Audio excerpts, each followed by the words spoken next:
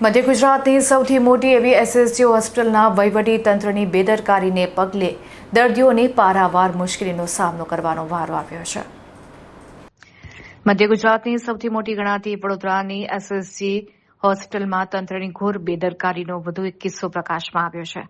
હોસ્પિટલમાં શહેર, જિલ્લા અને અન્ય રાજ્યોમાંથી રોજ હજારો દર્દીઓ સારવાર માટે આવે છે, પરંતુ અહીં વહીવટી ખામીઓને કારણે દર્દીઓને અવારનવાર મુશ્કેલીઓનો સામનો કરવો પડે છે।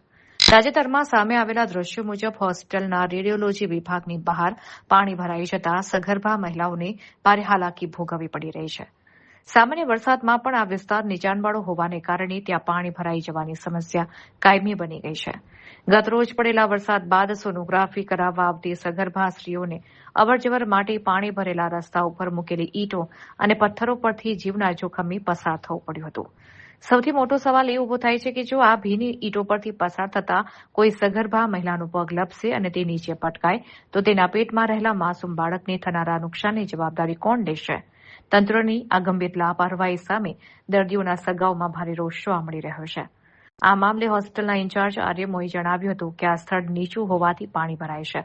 હાલમાં પીઆઈયુને આ રસ્તાનું લેવલિંગ કરવા માટેના આદેશ આપી દેવામાં આવ્યા છે અને ટૂંક સમયમાં જ આ ગંભીર સમસ્યાનું કાયમી નિરાકરણ લાવવામાં આવશે।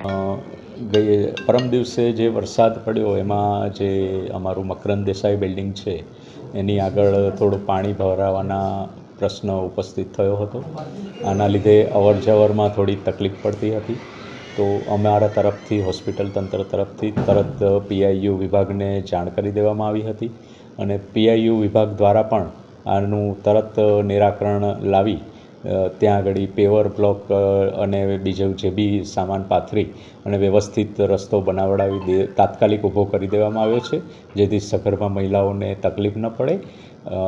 આ રીતે અમે અમારા દર્દીઓની સેવામાં કંઈ પણ પ્રશ્ન ન આવે એનું પૂરેપૂરું ધ્યાન રાખતા હોઈએ છીએ અને એ દિશામાં અમે તરત કાર્યવાહી પણ કરતા જ હોઈએ છીએ। પાણી ભરાય તેનું નિરાકરણ કરવામાં એ પણ અમે પીઆઈયુને જાણ કરી છે, એનું પાણીના નિકાલ માટેની વ્યવસ્થા પણ એ લોકો કરી રહ્યા છે।